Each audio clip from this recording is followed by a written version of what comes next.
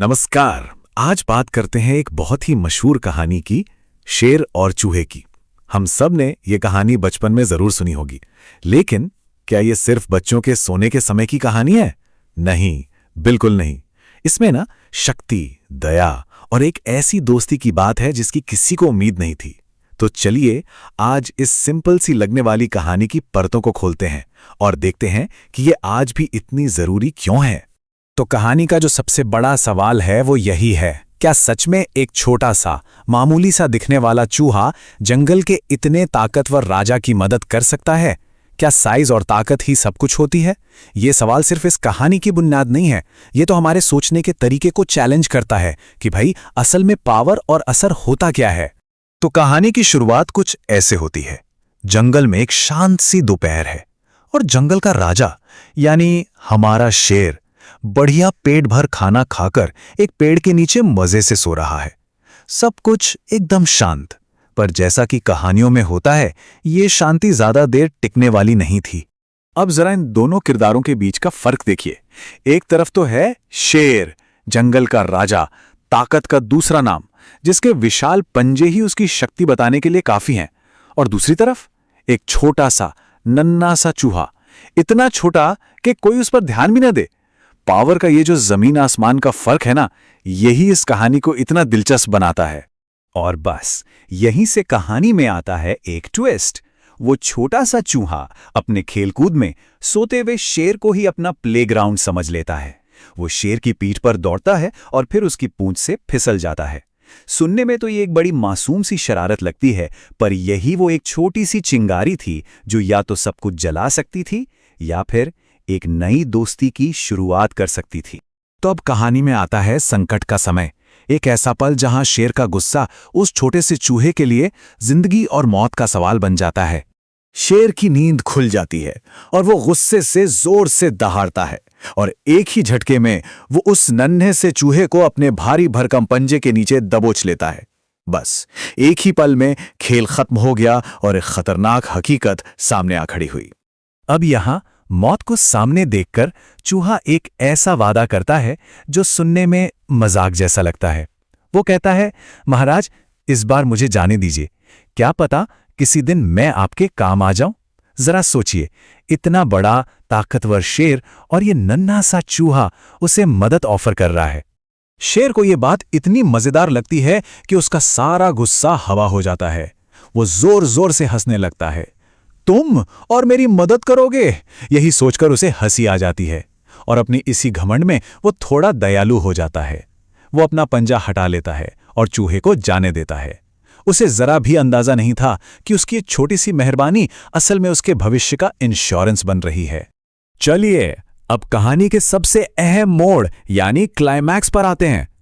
कुछ दिन बीत जाते हैं और वही ताकतवर शेर खुद को एक ऐसी मुसीबत में पाता है जिससे वो अकेले बाहर नहीं निकल सकता। तो होता यह है कि कुछ दिनों बाद जंगल का राजा अपनी पूरी शानो शौकत से घूम रहा होता है।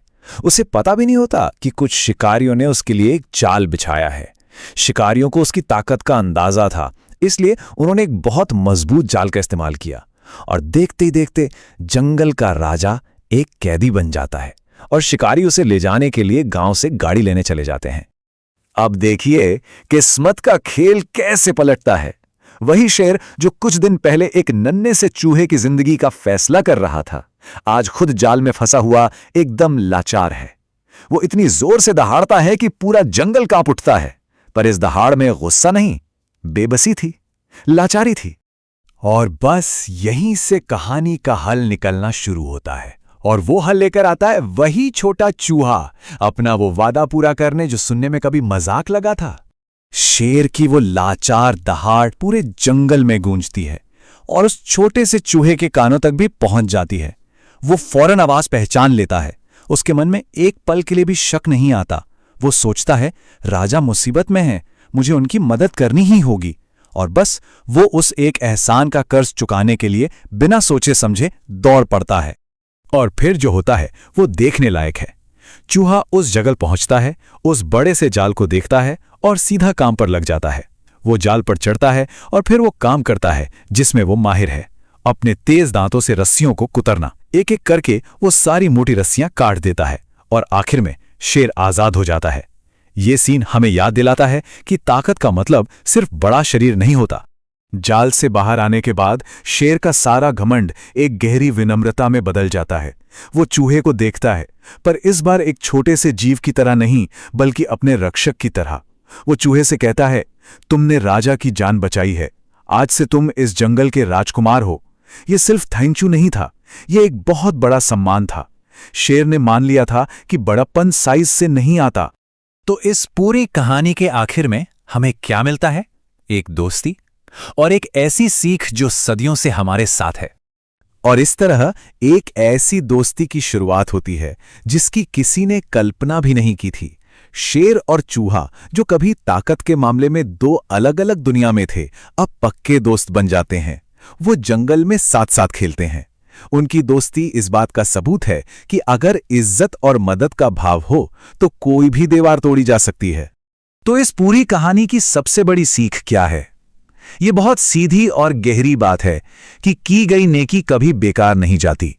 शेर ने जो दया दिखाई थी जब उसे कोई जरूरत नहीं थी, वही दया आखिर में उसकी जान बचाने के काम आई। और आखिर में ये कहानी हमारे लिए एक सवाल छोड़ जाती है। अपनी अपनी जिंदगी में हम कब शेर होते हैं, यानी जब हम ताकतवर होते हैं, जब हमारे पास सब कुछ होता है, और हम कब चूहा होते हैं, यानी जब हम कमजोर महसूस करते हैं और हमें मदद की जरूरत होती है। और सबसे जरूरी सवाल कि इन दोनों ही किरदारों में हम बर्ताव कैसा करते हैं, ये एक ऐसा सवाल है जिस पर सोचना बहुत जरूरी है।